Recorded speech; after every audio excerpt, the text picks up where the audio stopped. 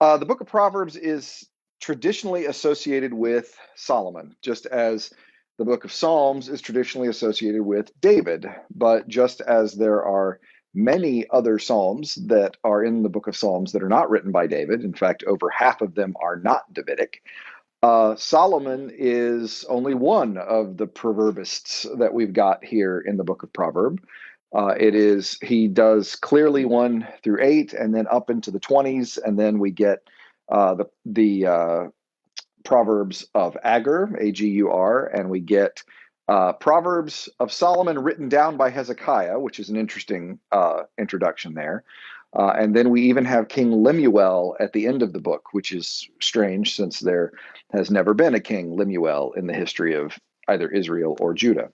The dating of the book of Proverbs is usually anywhere from 950 BC to 400 BC, which at this point, if you have been following along in your history of Israel, what you know is if I say the date of the book is from 950 BCE to 400 BCE, then you know that means we have absolutely no idea, because 950 BC to 400 BC is pretty much the entire history of the Old Testament, Israel, going from Solomon, David, Solomon, all the way down to post-exile Ezra and Nehemiah time period. So 950 to 400 is a fancy way of saying, I don't know, it's just in there somewhere. It's hard because it's a wisdom anthology. It's a collection of pithy sayings that have been boiled down to their very essence, and so it's really hard to say when these things come from. When did people first notice and write down that getting up early is better than sleeping late, and being a hard worker is better than being lazy? What's that? Did you say? So it's just aphorisms. It is. It is a collection of aphorisms, yeah, or mashals, mashalim. A mashal is what the term is usually used. It's actually the title of the book. And it's usually translated Proverbs. The truth is we really don't know what that word means. Don't really know the etymology of it. It may be connected to a word that means to reign or to rule. So I don't know if that means these are superlative sayings or if it means this is how you can be in charge of your life. I really don't know. The word is used a couple of places, actually used to describe some psalms. There are some teaching psalms that aren't exactly Proverbs, but they are called mashalim. So it's an interesting collection that you got here. These things are hard to really nail down. The book of Proverbs, as I said, is practical wisdom. It is what we normally think of when we think about wisdom, and it is indirect revelation. That's the term I kind of like to use. It is a revelation that comes, still thought to be coming from God, but coming from God in the observance of life, that in living, people get some principles that come. They believe the world was created to function according to certain rules that the divine has put into place, and that you will know something of God's will by observing the world and how it works. So these are practical wisdom, indirect revelation, and I cannot emphasize enough, and I'm going to show a couple of ways how I mean by this, but I cannot emphasize enough that they are absolutely not Torah. Remember, Torah is God's instruction from Sinai to Moses. It is Torah. The better translation for Torah for me is instruction or teaching. It is the way in which you live life. It is the 600 and traditionally numbered 613 laws that you get in the Old Testament Torah, rules that get in the Old Testament. It's not Torah because God didn't say early to bed and early to rise. Exactly. God did not say early to bed, early to rise, or wait a half an hour before you go swimming. God also didn't say cleanliness is next to godliness, interestingly enough. But it's not thou shalt not murder, right? It's not thou shalt not commit adultery. It is rules for life that give you the best opportunity to succeed based on the way in which people have noticed the world working. And they have come to be scripture as a result of this. So they are scripture, but you have to be responsible in the way in which you use it. The book of Proverbs, I have a hard time with the book of Proverbs, not because of anything Proverbs says, and I really don't have a hard time with anything, using Proverbs correctly. My issue with Proverbs is how badly Proverbs has been used over time. And watching people use it and quote it as though it is Torah, it's an irresponsible use of scripture that can lead you to some very dangerous places with, and sometimes very toxic faith, frankly. But let me show you what I mean when I say it's not Torah. I've got a great example to drive this home, and that is in Proverbs chapter 26, verse 4. Proverbs chapter 26, verse 4 says, "Do not answer fools according to their folly, or you will be a fool yourself." This is good advice, right? Don't let stupid people pull you into a fight. That's just, it is Mark Twain. That's right. Don't wrestle a pig. It'll drag you. No, don't argue with a fool. They'll drag you down to your level and beat you with experience.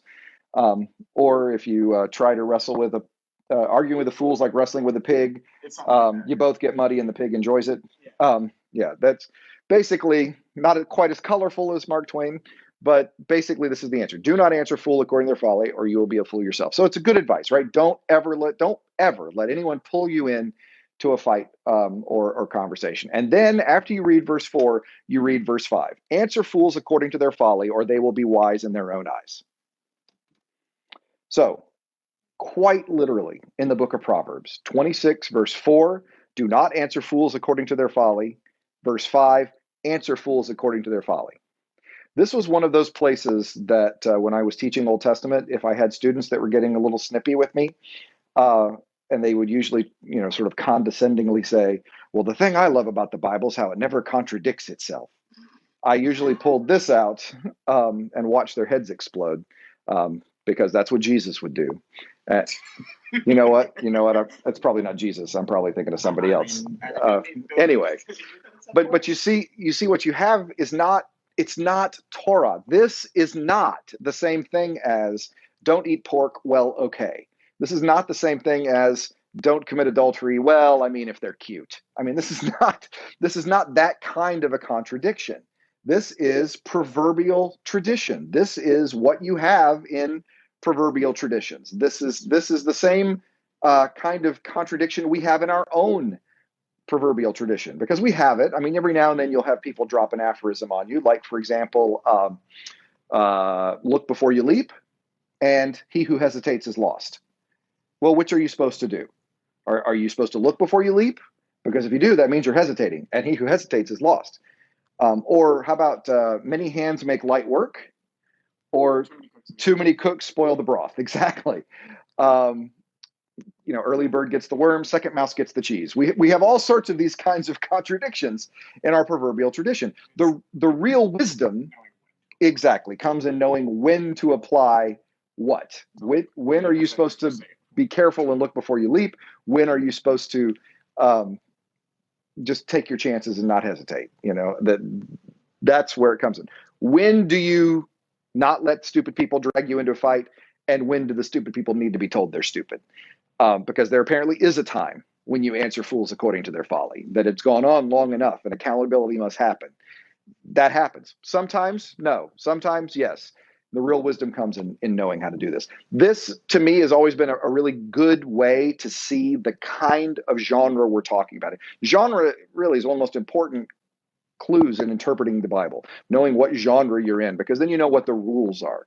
I think about genre, reading in genre. It's like I always said, when you go to a romantic comedy, you know the movie's a romantic comedy. You don't know what's going to happen.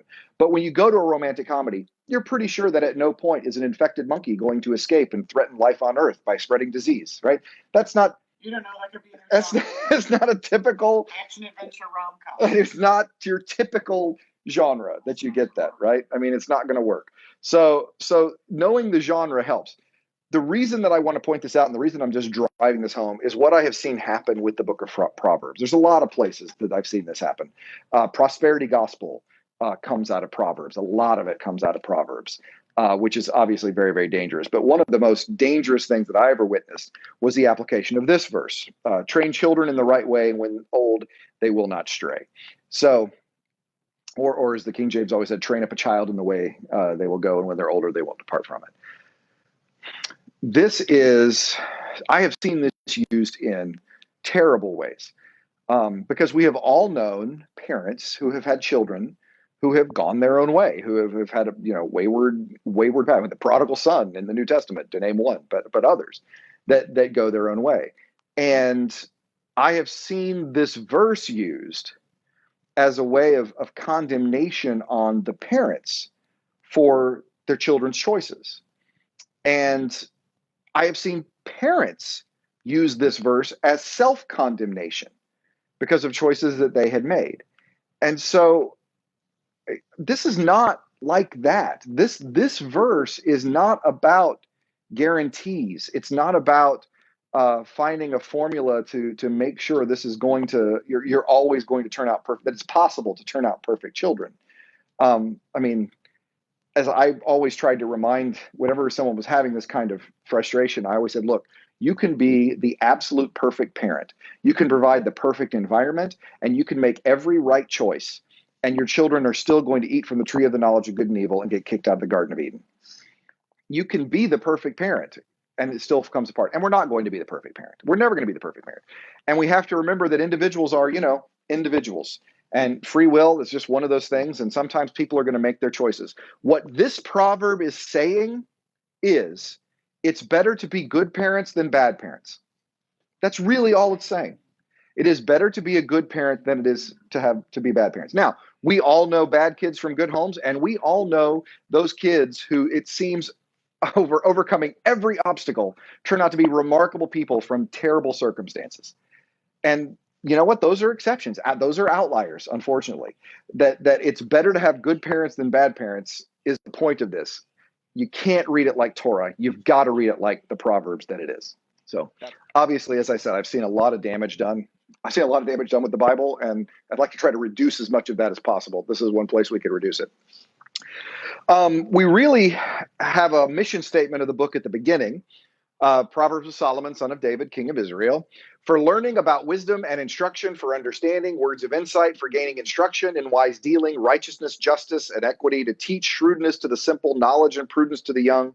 Let the wise also hear and gain in learning, and their discerning acquire skill, to understand a proverb and a figure, the words of the wise and their riddles. So obviously we're wanting insight and instruction. As I said before, the word chokhmah, wisdom, is a to live well in this world. It's a talent. We tend to think of it as more intellectual, but it is intellectual, but it is also practical in the living of it, and that's important. Of course, the famous verse that is quoted so often, the fear of the Lord is the beginning of knowledge or wisdom. Fools despise wisdom and instruction. The fear of the Lord is the beginning of wisdom. Fear of the Lord is a major theme in the book of Proverbs. I have several verses here that have some references. I made this list a while ago, and I trusted myself and copied it, so I'm not sure that it's exclusive. It is certainly representative of how pervasive you find the idea, fear of the Lord. Remember, I've said this many times and in many contexts, but I don't think I can say it enough. Fear of the Lord, we tend to kind of bristle from a little bit. There tends to be the sort of evangelical perspective, the what a friend we have in Jesus, and buddy Christ kind of friendships that people tend to think of with God, which the immanent perspective of deity, we can lose transcendence sometimes. And so it does have us bristle against this term a little bit. And while I'm not trying to run in terms of being afraid of God, I will say that the term fear of the Lord is a healthy perspective regarding position in the universe. In other words, fear of the Lord is a recognition that God is God and you aren't God. That's it. That's what fear of the Lord is at the very end of the day. And that recognition of position is an act of humility that is going to help us to begin to have wisdom, to realize that knowledge happens outside of ourselves and in fact comes from God directly. Right. Fear as reverent trust, fear as revere, some translations like to go with. I like those. I mean, that does sort of get to some of it. I like to preserve the fear a little bit just because it's a reminder. It's the kind of fear you had for your kindergarten teacher, your first grade teacher. It's if you had a good one of those that you liked and you enjoyed and you liked coloring and doing this. But at the end of the day, there was a remembrance that they were in charge and there was a sense of discipline and rules. And so if you hated your first grade or kindergarten teacher, then the parable completely falls apart because God is not mean and overbearing and dangerous. But if you had a good one, there still was an element of reverent trust, of respect, of, as part of in that is a little bit of recognition of vulnerability. And I think that level of humility is what I like to focus on in fear of the Lord, that we are not the ones who can make these decisions. That's the problem in the garden, right? The man and the woman decide they want to be like God. They want to call the shots.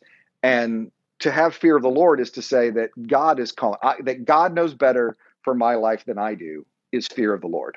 That is hard. The fool is the one who, the fool is the one who's not wise. The fool is the one who is acting selfishly, who does not fear the Lord, whose concern is all about the way they think they should live, as opposed to the way God thinks they should live. We do see later on Mistress Folly there's a sexual component to that, but it's because so much of what they were facing in Israel, other religions certainly had that as part of faith.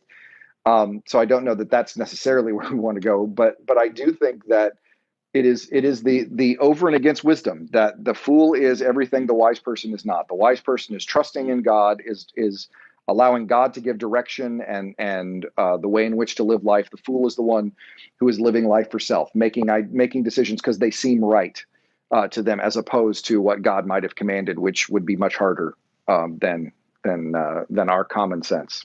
So I do have on the board, and I certainly want to make note that one of the greatest definitions, I always like to go to the text for definitions if you can, and Psalm 19:9 actually has fear of the Lord in synonymous parallelism with Torah.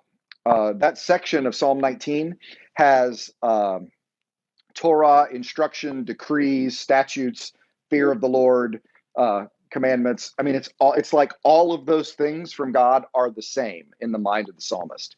So that fear of the Lord is following God's instruction. It is following God's teaching. It is Torah. Fear of the Lord, doing what God says is fear of the Lord. Not doing it is folly. And so that, at the end of the day, is that definition, I think. A very common feature of the book of Proverbs are the doctrines of the two ways. By some counts, over a fourth of the Proverbs in the 31 chapters deal with a doctrine of retribution. Do what is good, and it will go well with you. Do what is bad, and it will go poorly with you. As I said 2 weeks ago, this is sometimes called Deuteronomic theology, this notion that obedience brings blessing, disobedience brings punishment. Because of that, it is expressing an idea so commonly found in Deuteronomy. As I said, it is a feature of the book of Proverbs, very, very common, that you find the doctrine of the two ways, or Deuteronomic theology. It is the reason that the book is so popular with prosperity gospel interpreters. Do what is right and it will go well. Don't do what is right and it will go bad. But again, this is not Torah. It's not that kind of a guarantee. This is saying that it is better to be obedient to God because in general, obedience brings blessing. And it is better to not be disobedient because in general, obedience causes problems. There are some exceptions. Proverbs is willing to note a time or two that sometimes the world doesn't make sense. And as I said, it is important to read the Bible. I mean, I'm with James Sanders on the canon being self-correcting, and so the Bible's really good at keeping you from taking it out of context if you read all of it. So when you read the doctrine of the two ways in Proverbs, it's important to read Kohelet or Ecclesiastes, and it's important to read Job, as they provide some counter testimony, if you will, to this doctrine of the two ways. Yeah, you know what? It is better to be obedient than it is to be disobedient. But that doesn't guarantee you any particular position in life. That is what we find in Ecclesiastes and in Job. Proverbs is still in the, it's better to be obedient because you do pretty well if you're obedient to God. And sin comes with its own cost and judgment in this world. And so that's possible as well. So this is a very common, this is one of the reasons I said that this book is so common with prosperity gospel preachers, because this is very common here. Transactionalism, absolutely. Yeah, this is, you put in a nickel's worth of obedience, you get back a nickel's worth of blessing from God. You put in a dollar's worth of, God is basically a divine vending machine. You can literally control God's actions by your actions. So, if God didn't have a choice, if you're good, God will bless you. It's just the way it goes. And what we see is a world that is a lot more complicated than that. I mean, it doesn't take long to live in this world to see it's a lot more complicated than that. What usually happens for people, what usually happens with particularly evangelical readers of this text, is they try to fix the two ways in eternity.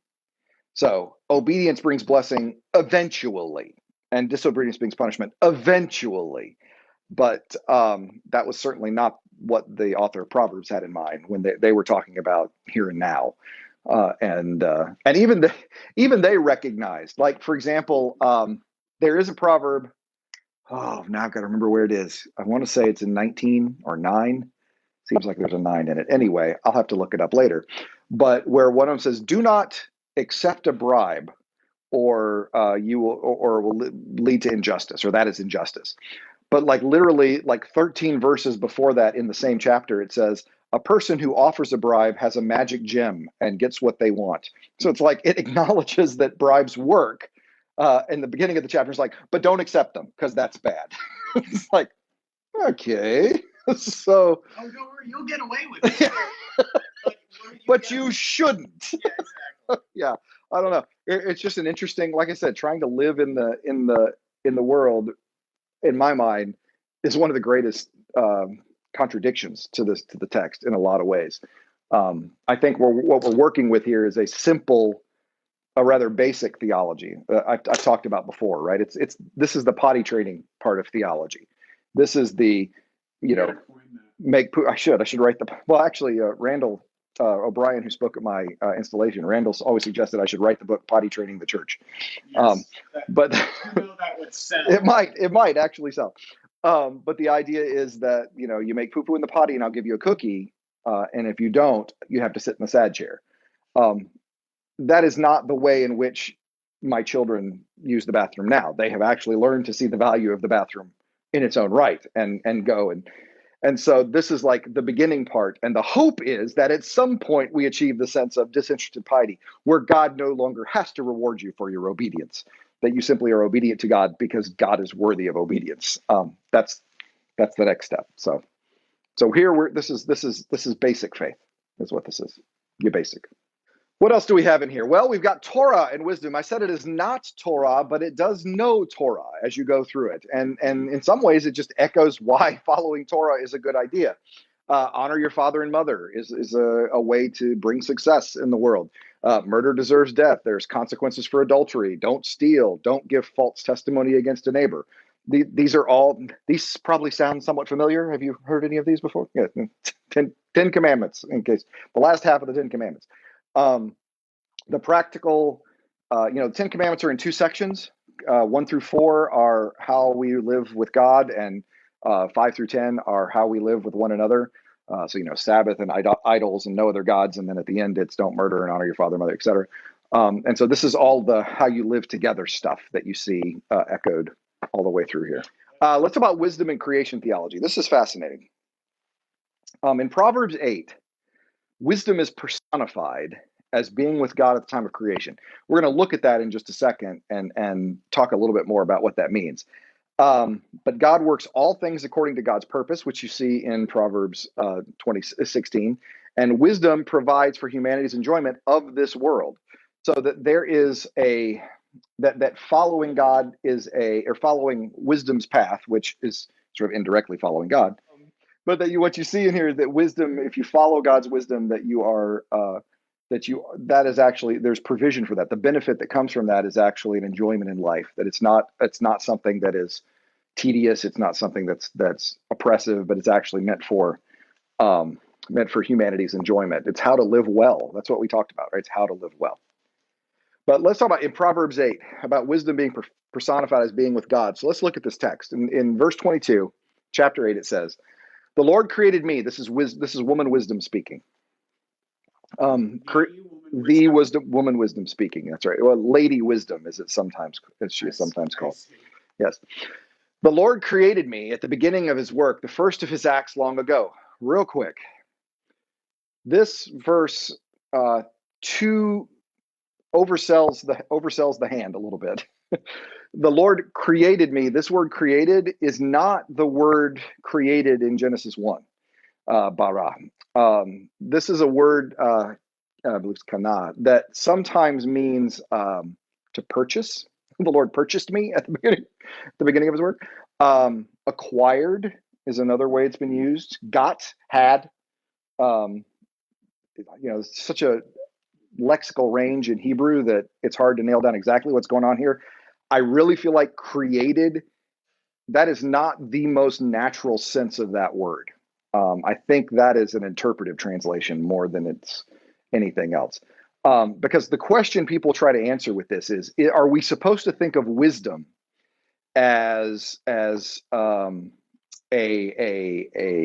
embodiment of a characteristic of God that we're simply talking about as a physical, as a manifestation, or is it something else, something apart from, something God creates, for example?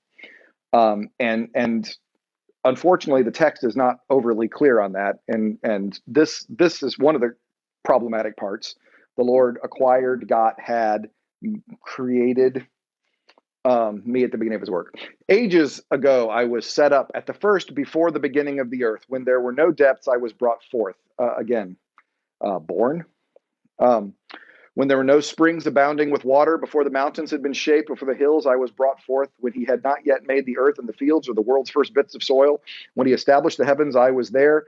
When he drew a circle on the face of the deep, when he made firm the skies above, when he established the fountains of the deep, when he assigned the sea its limit, so that the waters might not transgress his command, when he marked out the foundations of the earth, then I was, here's where it is, then I was beside him like a master worker. This translation of this word master worker, that's one word in Hebrew, that is not the Hebrew sense of that word.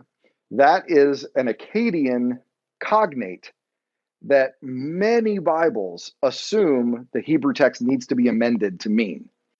So that it's master worker or innovator or inventor. Yeah. And so I was beside him or before him or next to him as an inventor. The word has a couple of other meanings, and they just fell out of my head. I used to have them, but I don't have them now. Oh, well, yeah. Anytime you talk about, it sounds like God's speech in Job. Anytime you talk about creation, you get wound up. I mean, you could tell me this sounds like God's speech in Job. You could tell me this sounds like Psalm 104. You could tell me it sounds like part of Psalm 74. I mean, anytime you start talking about creation, um, people get excited. It's just, you wax eloquently whenever we talk about either it's Genesis or Psalm 104 or Psalm 74 or Job 38, 9, and 40 through 41. And here, yeah, very excited. So there are some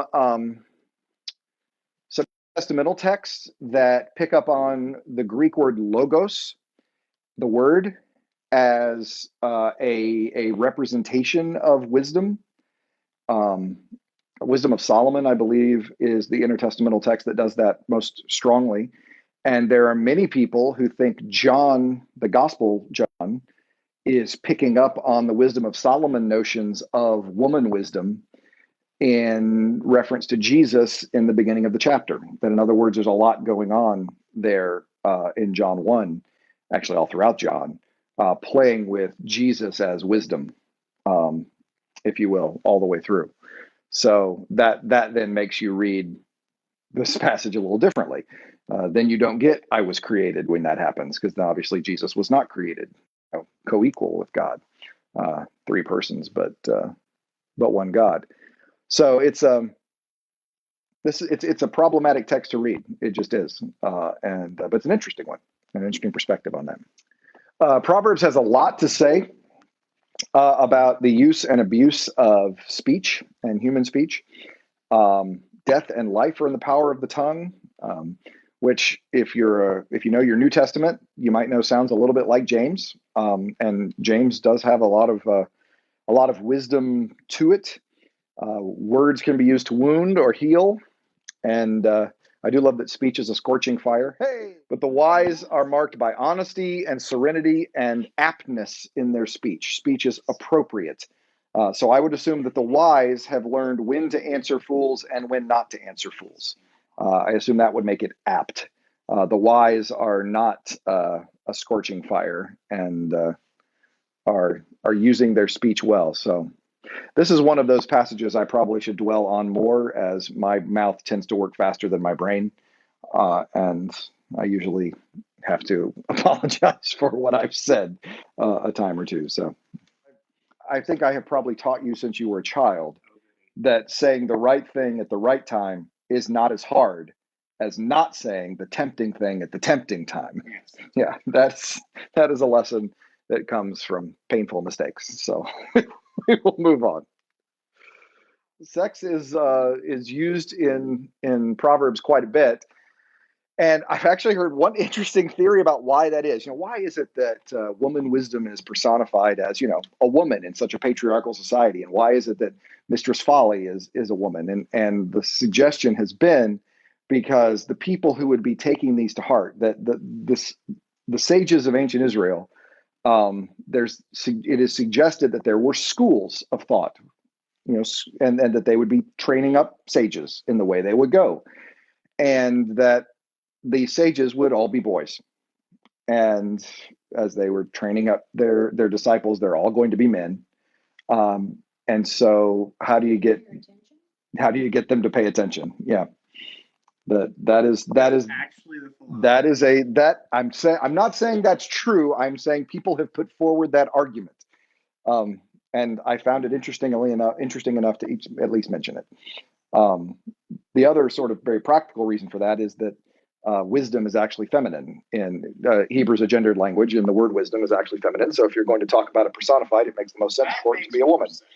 So, and we never have any problems understanding why Mistress Folly is a woman, because it's a patriarchal and very often misogynistic culture, and so that just makes sense for women to be evil. And so, unfortunate. I don't make the news. I just reported on this. I'm sorry. Marriage is extolled as a virtue in Proverbs, and wisdom is an antidote to get through things. It is an antidote for sexual sin. It will preserve a marriage. Wisdom will keep you from the dangers that are spawned by idleness. In other words, when you're idle, that's when Lady Mistress Folly has her. She's the most tempting to young boys. And it is wisdom is what provides appropriate communication in a marriage as one goes through it. Wisdom, as I've said many times, Lady Wisdom and Mistress Folly, wisdom is portrayed as the respectable, proper woman. Several verses that put that into the case. Folly is the loose woman ready to deceive young men with sensual pleasures. Now, realities that I think we have to be very careful about is that, remember that these are talking about gender roles, 3,000 years ago, and also a cultural setting of 2,500 to 3,000 years ago. And one of the main issues that was going on in ancient Israel in that time was the temptation to syncretize faith to the prevailing Canaanite culture, which had endured for so long before that and seemed to hold the secret to the land's fertility, particularly this agrarian society. And part of Canaanite worship had a strong sexual component to it. Remember, Canaanite religion was a religion that practiced what's known as sympathetic magic. And so sympathetic magic is when you perform an act on a small scale in the hopes that gods will do it on a large scale. So a voodoo doll is sympathetic magic, right? You stick a pin in the voodoo doll hoping that it creates this effect someplace else. And so Canaanite farmers and others wanted, fertility was a secret to life. You needed it for your crops, you needed it for your animals, you needed it for yourself, because we don't have social support systems. Children are your very cheap labor force, and they are your retirement later on. They take care of you. So you need that fertility. And so part of Canaanite worship was ritualized prostitution. And so women were forced to be placed in these temples and work as cultic prostitutes. And usually in the Old Testament, when the Bible talks about prostitution, it's talking about a cultic prostitute. And so that was a reality in their life. Canaanite religion had persisted, and often in many places had even been joined to the worship of Yahweh. And so this notion of skewing sexual sin, the Bible is not in any way prudish. The book of Songs will show you that the Bible is not does not have a negative view of sex, and really doesn't. That is something that comes much later in church history. The Bible is very open and honest, and if you understand Hebrew euphemisms, more comfortable talking about it than I am when it comes to Song of Songs. And so this is not, you don't read in this any Puritan sensibilities about this, but I would remember the culture that is so overtly sexual around this, and so that because that is associated with Canaanite religion and sin, I think it is an easy angle for them to talk about folly, and not so that it's, as I was saying to Mary Margaret, folly is not following what God says. So is working, and so is going to those temple prostitutes, and so that immediately has that sexual component that I think echoes the message, and that's the reason that you're getting both of those together. So that's why I think that's one of the reasons I think that Mistress Folly is a woman, and sex is so often tied to folly in this. Okay, let us look at some, I think, interesting things. I do think it's interesting that wisdom is female. I'm trying to decide. Yeah, I think we can do this tonight. Wisdom is female. As I said, Chokhmah is grammatically feminine. But I do think the personification does go beyond grammar. I mean, it may start at grammar, which is what I was saying, but it doesn't do that. As I said this already, this is what Mary Margaret asked earlier. The opposite of wisdom is not so much stupid as it is disregard for right order, the way in which God prescribes things to go. And so you abandon honorable behavior, which often delays gratification, for immediate gratification and selfish behavior. That's what Mistress Folly is trying to tempt people to. A couple of really interesting things about Proverbs 31. First of all, they are the words of King Lemuel. And as I said, there has never been a king, Lemuel, in the history of either Israel or Judah. So the natural assumption would seem to be that this is a foreign king. So not only do we have subliminally the wisdom of Amenemope in the Egyptian text in Proverbs 22 to 24, we also have the words of King Lemuel, this foreign king. But this is not just an oracle of King Lemuel. This is an oracle of King Lemuel that his mother taught him. So this is King Lemuel's mama's advice for life. But we don't just jump right into the the wise woman passage, or the noble woman passage, because she says, no, my son, son of my womb, no son of my vows, do not give your strength to woman, your ways to those who destroy kings, which my brother quoted as a life verse after being dumped not in college, I remember. This word, by the way, strength, is chayil. This word is the word that is used for strength, interestingly enough, used for strength when applied to the king, but used translated as noble when used of the woman in the same passage, and used as it's not noble. What is it in verse 11? Capable. Capable is the word is the same as strength here, and it's noble in Ruth.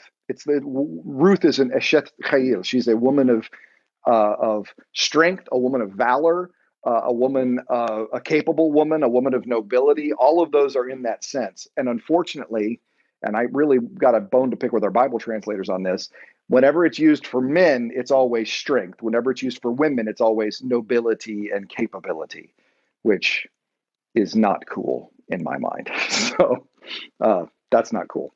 Anyway, we get these words about from King Lemuel's mom about making sure to be sober so that you can bring justice and the rights of the afflicted. And then, starting in verse 10, there is more poetry. Now, the whole book of Proverbs has been poetry, many of them synonymous parallelisms when the words are the same, many of them antithetical, where the wise does this, the foolish does that. Some of them are stair-step or continuous parallelisms where the thoughts continue on. But this is not just a poetry and parallelism, it is also an acrostic. There are 22 verses from verse 10 to verse 31. What's that? I'm just looking at It is, no, that's, it's not an English acrostic. No, it is Aleph, Beit, Gimel, Daleth, Hey at the beginning of each. Yes, those letters we all know. Hebrew alphabet. Each verse starts, and it goes through. I want you to look at the qualities of this woman. All right.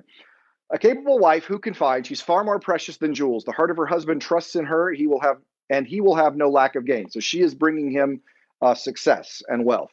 She does him good, not harm, all the days of her life. She seeks wool and flax and works with willing hands. So she is buying the raw materials, the textile materials, and then she actually works them.